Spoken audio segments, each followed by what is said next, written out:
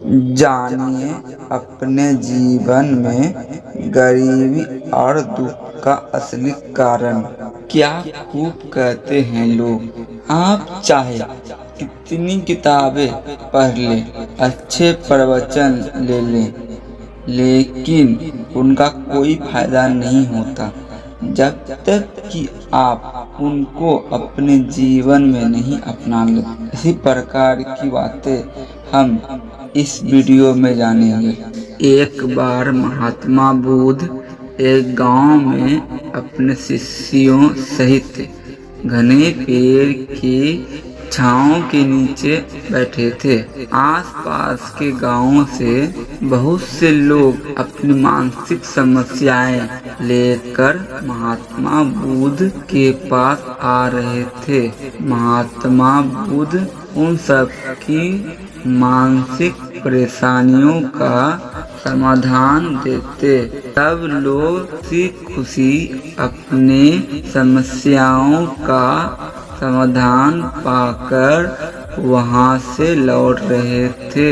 वहीं से एक भिखारी अपने भाग्य को कोसता हुआ यह सोचने लगा कि अभी कुछ देर पहले तो ये लोग दुखी मन से मुंह लटकाकर उन महात्मा के पास गए और अब इतना खुश होकर कैसे वापस लौट रहे हैं। आखिर माजरा क्या है, जरा मैं भी जाकर देखूं कि महात्मा ऐसा कौन सा खजाना बांट रहा है।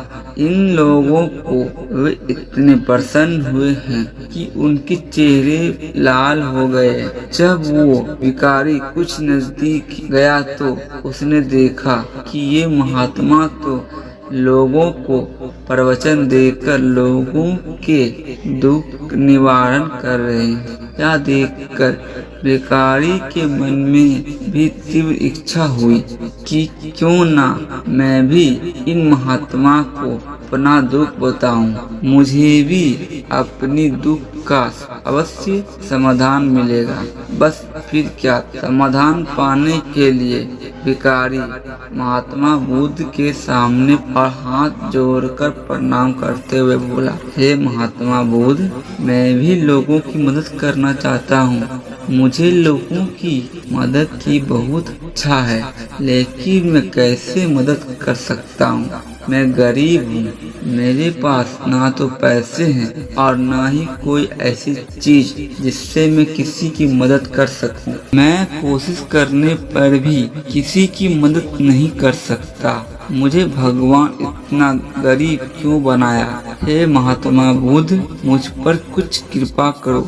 इतना बोलते हुए भिखारी रोने लगे। महात्मा बुद्ध बोलते हैं, आप बहुत अज्ञानी हैं, क्योंकि आप अभी तक इस भ्रम में जी रहे हैं कि आप कुछ नहीं कर सकते, जबकि दूसरों को कुछ देने के लिए आपके पास बहुत कुछ है। आप बिना धन और वस्तु के भी दूसरों की मदद कर सकते हैं। आपके पास जुबान है जिससे आप मीठे शब्द बोल सकते हैं, किसी के दुखी चेहरे पर मुस्कान ला सकते हैं। किन्हीं शब्दों की ताकत से आप किसी के भी टूटते माहौल को फिर से मजबूत कर सकते हैं। इन शब्दों की शक्ति से आप किसी के भी मन में सकारात्मक विचारधारा बीज बो सकते हैं, उसे गलत रास्ते पर जाने से रोक सकते हैं। आपके दो हाथ कमजोर या लाचार व्यक्ति की सहायता कर सकते हैं। आपके दो आंखें किसी अंधे को रास्ता दिखा सकते हैं। आप किसी के लिए दुआ कर सकते हैं। यह तो सकता है या हो सकता है कि उनके बुरे काम फिर से हो जाए। आप किसी के अच्छे स्वास्थ्य की कामना कर सकते हैं, लेकिन अज्ञानता बस आप तक इस बात को समझ नहीं पाए। आप इस भ्रम में अब तक जीते रहे हैं कि आपके पास मदद करने के लिए कुछ नहीं है। किसी की मदद करने के लिए धन और संपत्ति का होना अनिवार्य नहीं है। बिना धन और संपत्ति के भी हम कई प्रकार से लोगों की मदद कर सकते हैं। सकते हैं। महात्मा बुद्ध के इस ज्ञान से भरे सुंदर शब्द को सुनकर भिखारी के चेहरे पर मुस्कान आ गया और वह खुश मन से महात्मा बुद्ध को प्रणाम किया।